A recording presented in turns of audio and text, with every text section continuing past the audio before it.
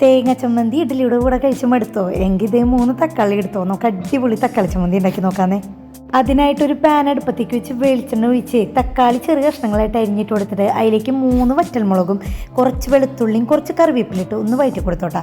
തക്കാളി ഒന്ന് കുറച്ച് വഴന്ന് വരുമ്പോൾ നമുക്കിതിലേക്ക് സവാള ഒരു സവാള ചെറുതായിട്ട് അരിഞ്ഞതും ഇട്ട് കൊടുത്തിട്ടേ ഒന്ന് വഴറ്റി കൊടുക്കാം. ഇതിൽ പൊടികളായിട്ട് മഞ്ഞപ്പൊടിയും ഉപ്പും മാത്രമേ ഇടണുള്ളൂ.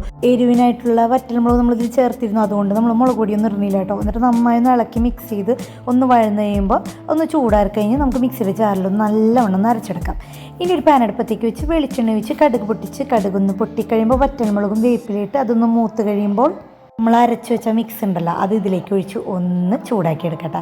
പിന്നെ ഇതിലേക്ക് ഉപ്പൊക്കെ ഉണ്ടോ എന്ന് നോക്കണം. ഉപ്പ് കുറവാണെങ്കിൽ നമുക്ക് ഉപ്പൊക്കെ ഇട്ട് കൊടുത്ത് ഒന്ന് ഇളക്കി മിക്സ് ചെയ്ത് കൊടുക്കാം. പിന്നെ ഇത് നമുക്ക് ഇഡ്ഡലിയുടെ കൂടെയോ ദോശയുടെ കൂടെയൊക്കെ ആയിട്ട് നമുക്കിത് കഴിക്കട്ടെ. അടിപൊളിയായിട്ടാ.